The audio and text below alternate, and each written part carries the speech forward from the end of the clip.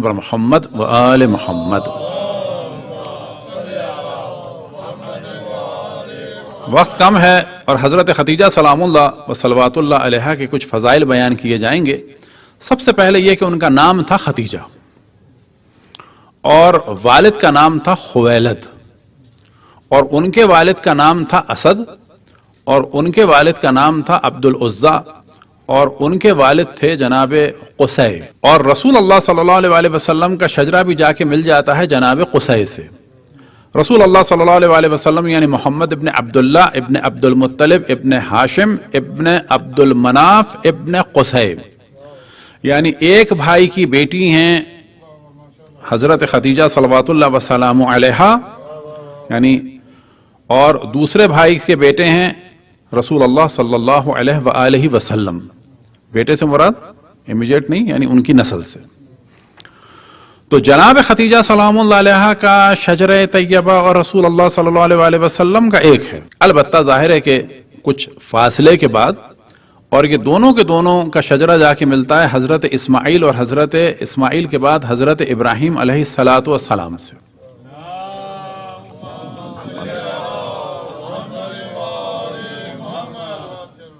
جب ذکر کیا جاتا ہے حضرت خدیجہ صلوات اللہ وسلام علیہ کا تو یہ ذہن میں رہے کہ اب مثال کے طور پر 17 کو وفات ہوگی جناب عائشہ کی، پوری دنیا میں ان کا ذکر کیا جاتا ہے، البتہ ان کے قاتل کو چھپایا جاتا ہے، ان کے قاتل کو بھی، ان کے بھائیوں کے قاتل کو بھی۔ لیکن سوال یہ پیدا ہوتا ہے کہ 10 رمضان کو جتنا ذکر ہونا چاہیے حضرت خدیجہ صلوات اللہ وسلام علیہ کا اتنا نہیں ہوتا۔ یہ در حقیقت ایک پری پلان سلسلہ تھا جو اہل بیت علیہم السلام کو اسکرین سے ہٹانے کا تھا، بالکل ویسے ہی جیسے کہ ایک تھیوری دے دی گئی کہ جس نے بھی رسول اللہ صلی اللہ علیہ وسلم کو دیکھا وہ کیا ہو گیا؟ صحابی۔ وہ صحابی کیا ہو گئے؟ کلہم عدول، یہ سب کے سب عادل ہیں۔ بأیہم اقتدیتم اہتدیتم، اصحابی کالنجوم، یہ سب کے سب ستارے ہیں۔ بأیہم اقتدیتم اہتدیتم، ان میں جس کی بھی اقتداء کرو گے فلاح پاؤ گے۔ یعنی معاویہ کے پیٹ میں مارو چھرا اور حملہ کرو کہ جو مولا امیر المومنین کی فوج کر رہی تھی وہ بھی صحیح ہے، اور اگر مولا علی کو کوئی مارے تو وہ بھی صحیح ہے۔ اس کا نتیجہ یہی نکلا، اور یہی وہ چیز ہے کہ جس کی وجہ سے اہل سنت میں بیداری آ رہی ہے۔ پہلے بھی ہم نے بعض دفعہ ذکر کیا کہ مصر کے اخوان کے تھے صاحب، انہوں نے کہا کہ وہ لاہور بھی آ چکے تھے اور اخوان والوں کا بڑا کانٹیکٹ ہے جماعت والوں سے، اور نفاق میں یہ دونوں مشہور ہیں، کبھی ادھر ہو جاتے ہیں کبھی ادھر ہو جاتے ہیں۔ تو انہوں نے کہا کہ مجھے اس چیز نے شوق لگایا کہ صحابی رسول اللہ صلی اللہ علیہ وسلم جناب حجر بن ادے، ان کو چھپاتے ہیں، اصحاب کا ذکر کرتے ہیں لیکن حجر بن ادے کا نہیں کرتے۔ کوئی مسجد آپ کو دنیا میں نہیں ملے گی جناب حضرت حجر بن ادے کے نام کی مسجد، کیوں کہ وہ مولا امیر المومنین کے طرفدار تھے اور معاویہ نے ملعون نے مروایا تھا۔ جناب حجر بن ادے کا نہیں ذکر ملے گا۔ تو وہ یہ کہتے تھے کہ مجھے بڑا تعجب تھا کہ سیدنا حجر بن ادے کو قتل کروایا سیدنا معاویہ نے، اور کیوں قتل کروایا؟ کیونکہ سیدنا معاویہ کہتے تھے کہ سیدنا علی کو گالیاں دو۔ تو کہتے مجھے شوق لگتا تھا کہ یہ کیا بات ہوئی، جو قتل کر رہا ہے وہ بھی سیدنا اور رضی اللہ، جس کو قتل کیا جا رہا ہے یعنی حجر بن ادے رضی اللہ تعالی عنہ کو وہ بھی رضی اللہ و سیدنا، اور جن کو گالیاں دینے کے لیے قتل کیا جا رہا ہے وہ بھی رضی اللہ و سیدنا۔ تو یہ وہ چیز ہے کہ جس کو ہمیں بیان کرنا ہے اور اہل بیت علیہم السلام کی جانب دعوت دینا ہے۔ تو جناب خدیجہ سلام اللہ علیہ کے مقابلے میں جن کو لایا جاتا ہے، مثال کے طور پر پوچھا جائے کہ شادی کب مستحب ہے، اہل سنت کے درمیان آپ کو تعجب ہوگا، ان کے علماء سے پوچھیں شادی کب مستحب ہے، کہتے ہیں شوال میں۔ کیوں؟ کیونکہ جو سنت رسول ہے وہ سنت رسول ہے۔ کیا رسول اللہ صلی اللہ علیہ وسلم نے ساری شادیاں شوال میں کی تھیں؟ کہتے نہیں، حضرت عائشہ سے شوال میں ہوئی۔ تو حضرت عائشہ سے شوال میں ہوئی تو 10 ربیع الاول کو حضرت خدیجہ سے ہوئی، وہ سنت نہیں ہے۔ تو اصل میں یہ گیم ہے رسول کو اور آل رسول کو اور آباء و اجداد رسول کو اسکرین سے ہٹانا ہے۔ کچھ گفتگو ہم نے کچھ دن پہلے ایک دفعہ کی تھی کہ اگر اسلام کو سمجھنا ہو جدید پولیٹکس کی نگاہ میں یا جدید حالات کی نگاہ میں، البتہ جدید بھی بہت جدید نہیں، 70-75 سال پہلے، تو پھر پاکستان کو دیکھ لیجئے۔ جو ہوا فاطمہ جناح کے ساتھ تو مخالف بن گئے ایوب خان ہیرو، ان کو ایجنٹ کہنے والا، ان کی توہین کرنے والا، ان پر بین لگانے والا، ان کی تقریر کو ریڈیو پاکستان سے روکنے والا، ان کی جو کتاب تھی مائی بردر اس پر پابندی لگانے والا 86 میں آ کر چھپی ہے تحریف کے ساتھ. اینن یہی سب کچھ ہوا. بعض دفعہ لوگ کہتے ہیں کیسے پاسبل ہے کہ رسول کو رسول مان رہے ہوں اور ہو جائے؟ کیسے پاسبل ہے کہ جناب سیدہ کو مانتے ہیں اور ایسا ہو جائے؟ بالکل ویسی پاسبل ہے قائد اعظم کو مان کے ان کی بہن پہ ظلم کرنا پاسبل ہے کہ نہیں آج کے دور میں؟ اس ظالم کو ہیرو بنا کے آرمی کا سربراہ بنا کر پیش کرنا پاسبل ہے کہ نہیں ہے؟ اس ایوب کے لیے قائد اعظم کہہ چکے تھے کہ یہ آدمی فیئر نہیں ہے، اس کو بلاخر لیڈر بنایا گیا کہ نہیں بنایا گیا؟ پھر فاطمہ جناح کے قتل میں بھی وہ شامل تھا. تو جب جدید دور میں جدید میڈیا میں سب کچھ ہو سکتا ہے تو یہ سب کچھ ہوگا. اب آپ تصور کریں کہ پاکستان میں کتنے لوگوں میں جرأت ہے جو ایوب کے خلاف بولیں. یہی غلام دستگیر، اس نے جناب محترمہ فاطمہ جناح کی تصویر ڈال دی تھی کتیا کے گلے میں.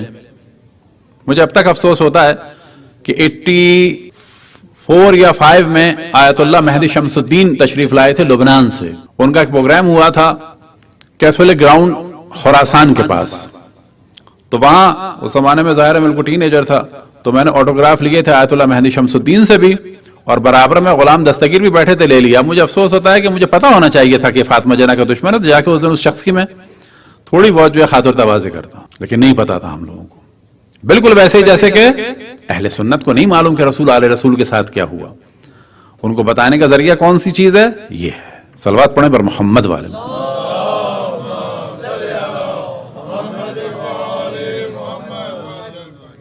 تو جب بھی ذکر ہوتا ہے جناب حضرت ختیجہ کا تو خاتون تھیں، اللہ ان کے درجات کو بلند سے بلند فرمائے، اور پاکستان کی پولیٹیکل فیملی کی ایک اہم ترین ان کی رشتہ دار تھی. اس وقت ان کا نواسہ بھی جو ہے پولیٹیکلی اس وقت اس کی کافی شور ہے، اس کا میں ذکر نام نہیں لیتا، خامخواہ میں ان لوگوں کے لیے پولیٹیکل پرابلم ہوں گے. تو وہ کہنے لگی کہ جب میرے سامنے کسی نے ذکر کیا ہے خاتون کا تو انہوں نے کچھ چیزیں بیان کی، لیکن بعد میں اس میں اور اضافہ کر رہا ہوں، لیکن ثواب کے لیے ان کا ذکر بھی کر رہا ہوں کہ اللہ ان کے درجات کو بلند سے بلند فرمائے.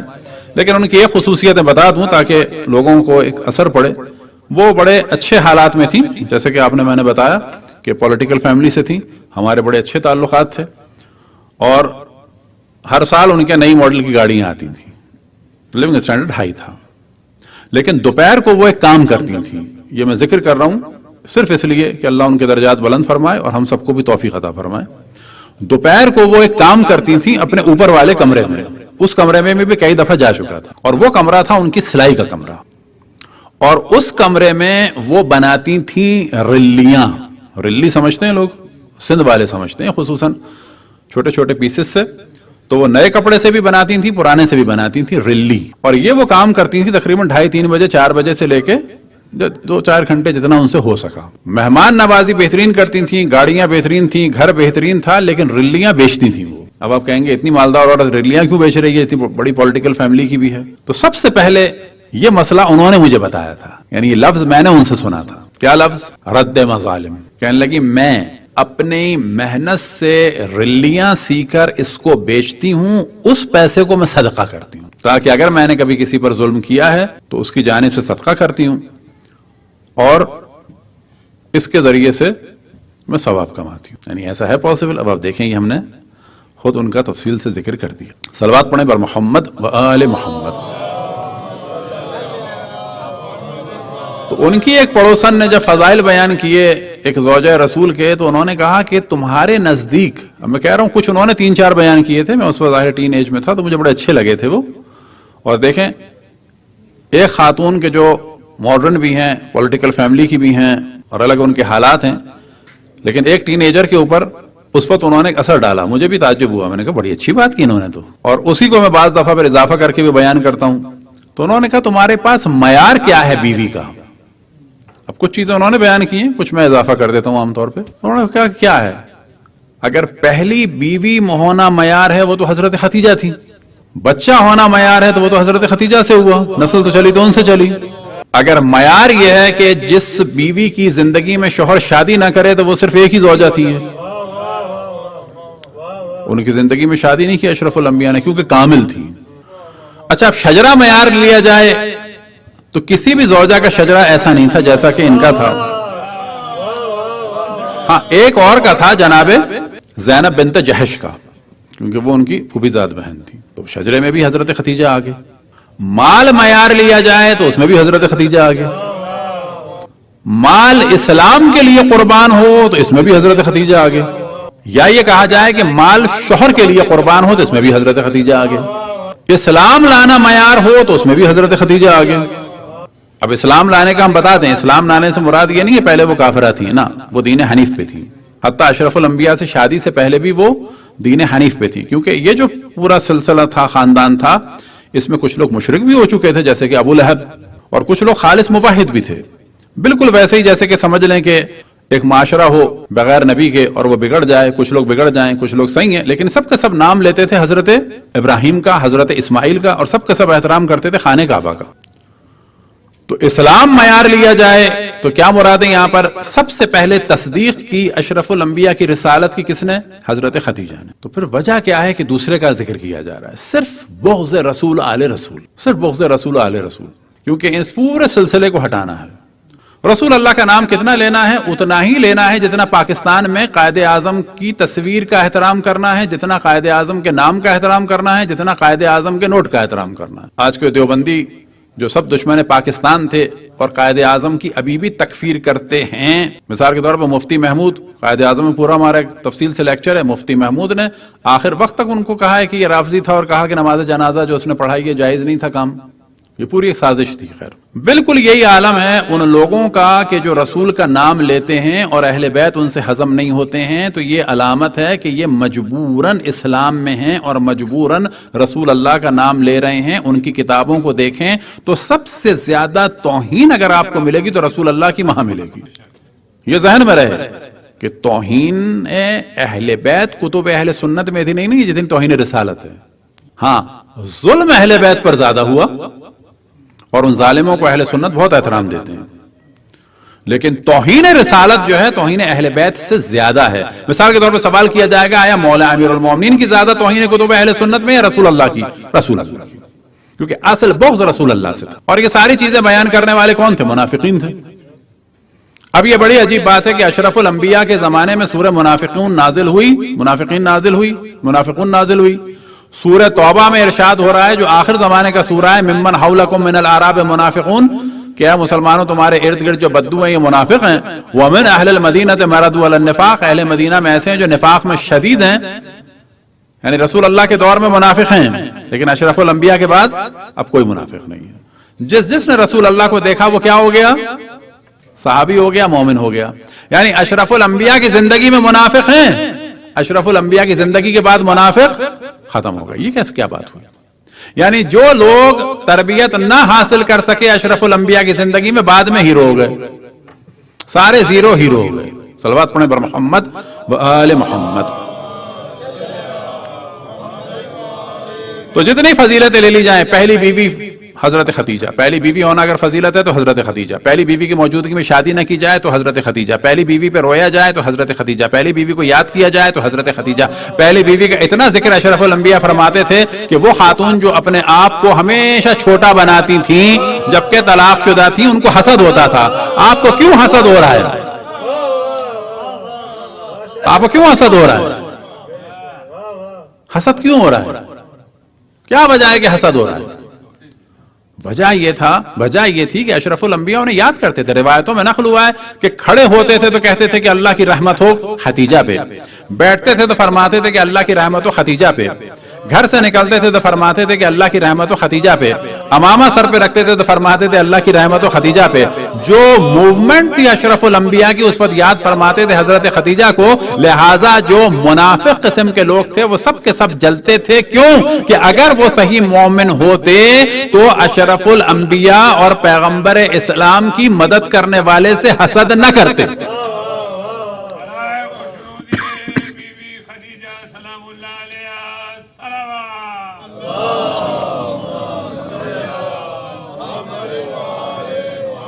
ہمارا گھر جل رہا ہو اور کوئی لڑکا اور کوئی مرد یا کوئی بھی فرد پانی ڈال رہا ہو، بڑی ایفیشنسی دکھا رہا ہو، ہمارے بچے جل رہے ہوں اللہ نہ کرے اور کوئی شخص ایفیشنسی دکھا کے، جرت دکھا کے، طاقت دکھا کے ان کو بچا لے، اس سے حسد ہوگا ہم کو؟ جب کوئی تعریف کرے گا کہ اس نے مثلا پرس فیو سیکنڈ جو ہے ایک بالٹی اٹھا کے پھینکی ہے، ہم کو حسد ہوگا؟ نہیں ہوگا. کیوں؟ کہ اس نے بچایا ہمارے بچوں کو، ہمارے گھر کو. یہی وجہ ہے کہ جناب خدیجہ سے کوئی بغض نہیں رکھے گا منافق و منافقہ. بالکل اسی طریقے سے معیار ہے، کیونکہ مولا امیر المومنین نے اسلام کا دفاع کیا، ان سے کوئی بغض رکھ ہی نہیں سکتا مگر یہ کہ وہ دشمن اسلام ہوگا اور منافق. تو جناب حضرت خدیجہ سے ملی نسل کوثر. جناب حضرت خدیجہ ہی کے ذریعے سے تہمت ختم ہوئی اشرف الانبیاء پہ سے ابتر کی.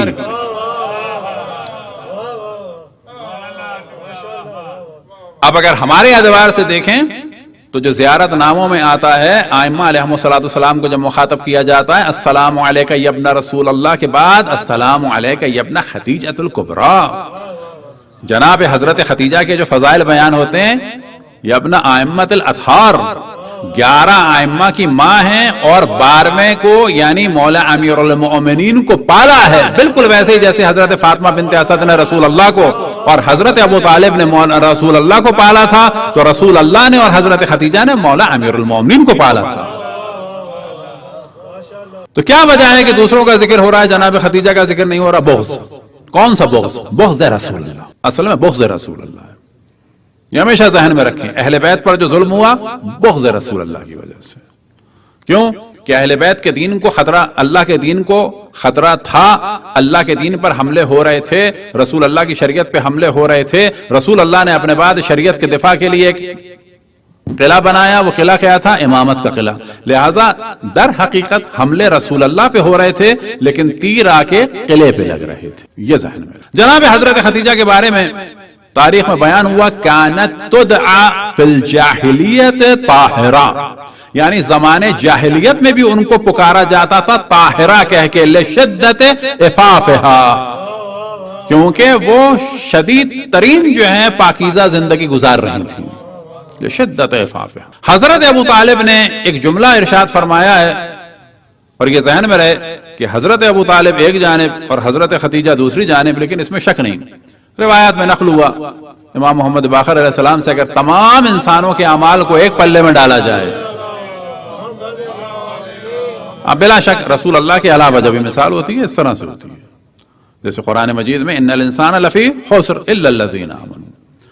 تمام انسانوں کے اگر اعمال کو ایک پلے میں ڈالا جائے اور دوسرے پلے میں حضرت ابو طالب کے اعمال ہوں تو وہ سنگین ہوں گے.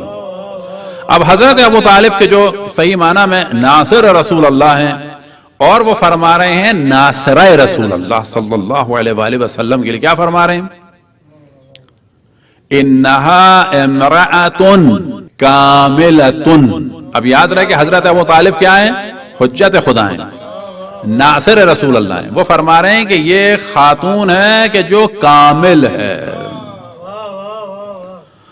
میمونۃ، صاحب برکت ہے، معمولی ہستی نہیں ہے. اب جناب خدیجہ سلام اللہ علیہ کے بارے میں جو یہ عمر والا موضوع ہے، 25 والا قول بھی ہے، اور الاستیعاب فی معرفت الاصحاب میں بھی ان کی عمر 28 بیان ہوئی ہے، لیکن زور لگایا جاتا ہے کس پہ؟ 40 پہ. اچھا 40 پہ زور لگا کے ان کی شخصیت خراب نہیں ہوتی، اور مضبوط ہو جاتی ہے. کہا جائے گا اس کا مطلب ہے کہ یہ چھوٹی چھوٹی جو اپنے آپ کو ظاہر کرتی تھی گو کہ وہ بھی طلاق شدہ تھی. یاد رکھیں کہ جناب عائشہ طلاق شدہ تھی، یہ مشہور کر دیا ہے کواری تھی. رسول اللہ صلی اللہ علیہ وسلم کوئی زوجہ کواری نہیں تھی سوائے حضرت خدیجہ کے. اب یہ جو ان کی بیٹیاں تھیں وہ ربائب تھیں. اب یہ سوال کی پیدا ہوتا ہے کہ اگر وہ 25 کی تھیں یا 28 کی تھیں یا 40 کی تھیں فرض کر لیں تو کواری کیوں تھی؟ وجہ یہ ہے کہ ان کے کزن تھے ورقہ ابن نوفل، اور وجہ یہ ہے کہ وہ ایک عالمہ تھیں، ایک بزنس لیڈی تھیں، بہت پڑھی لکھی تھیں، اور اس زمانے میں پڑھے لکھے لوگ یہودیوں عیسائیوں سے کانٹیکٹ میں تھے. یہودی انتظار کر رہے تھے نبی کا اور وہ صفات بتا رہے تھے، عیسائی انتظار کر رہے تھے نبی کا اور وہ صفات بتا رہے تھے، اور وہ صفات کا انتظار کر رہی تھیں کس میں؟ کہ وہ شخص آئے گا تو میں اس سے شادی کروں گی.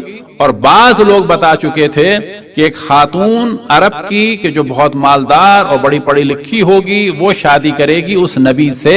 تو جناب حضرت خدیجہ انتظار کے عالم میں تھیں، اور بعض جو صفات تھیں وہ ان کو رسول اللہ صلی اللہ علیہ وسلم میں نظر آ گئی تھیں، لہذا جب انہوں نے اشرف الانبیاء کے ساتھ تجارت فرمائی، نوکری نہیں فرمائی رسول اللہ نے، یاد رکھیں۔ اہل سنت عام طور پہ کہتے ہیں نوکری، ہمارے عام طور پہ نظر ہے کہ رسول اللہ صلی اللہ علیہ وآلہ وسلم نے مزاربے پہ کام کیا۔ مزاربہ کیا ہوتا ہے؟ مال آپ کا ہوگا، محنت میری ہوگی، اور اس کے بعد پرسنٹیج کے حساب سے مال تقسیم ہوگا، یعنی شراکت کی صورت میں۔ صلوات پڑھیں بر محمد و آل محمد۔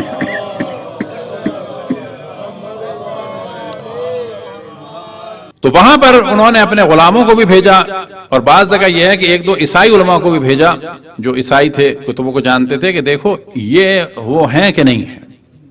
لہذا انہوں نے بتایا کہ ہم نے کہیں اس شخص کو ظلم کرتے ہوئے نہیں دیکھا، کسی جانور کو مارتے ہوئے نہیں دیکھا، سب کے ساتھ احترام کرتے ہوئے دیکھا۔ وَكَانَ يَجْلِسُ مَعَ الْعِبَادِ، غلاموں کے ساتھ یہ بیٹھتا ہے، غلاموں کے ساتھ یہ کھاتا ہے، غلاموں کے ساتھ یہ وقت گزارتا ہے، غلاموں کا یہ احترام کرتا ہے۔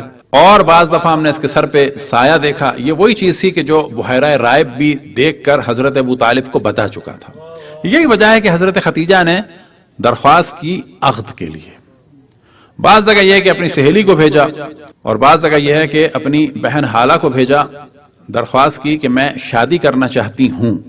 اب یہاں پر ذہن میں رہے کہ جن خاتون کو بڑا مشہور کیا جاتا ہے، ان کے ایمان کا یہ عالم تھا کہ جب حضرت صفیہ کا کچھ سامان ان کے اونٹ میں رکھ دیا رسول اللہ صلی اللہ علیہ وآلہ وسلم نے، حضرت صفیہ کا کچھ سامان ان کے اونٹ میں رکھ دیا، تو یہ محترمہ ناراض ہوئیں کہ وائے ہو کہ اس یہودیہ کو ہم پر فوقیت دی جا رہی ہے۔ یہودیہ کو، مسلمان خاتون کو یہودیہ کہتی تھی۔ زبان سخت تھی، بہت گندی زبان۔ لہذا اشرف الانبیاء نے ٹوکا کئی دفعہ، یا عائشہ لا تکونی بفاحشہ، کہ گندی زبان نہ کرو، گندی زبان استعمال نہ کرو۔ اور پھر فرماتی ہیں کہ کیا کیا تم نے؟ کہا کہ ان کے اونٹ میں سامان زیادہ تھا، انہوں نے تمہارے اس میں رکھوا دیا۔ تو اس کے بعد فرماتی ہیں الستا تعظم انک رسول اللہ، آیا تم وہ ہو جو اپنے آپ کو اللہ کا رسول سمجھتے ہو؟ یہ مشہور قول ہے، الستا تعظم انک رسول اللہ، آیا تم وہ ہو جو اپنے آپ کو اللہ کا رسول سمجھتے ہو؟ اے معرفت کا عالم ہے۔ صلوات پڑھیں بر محمد والے محمد۔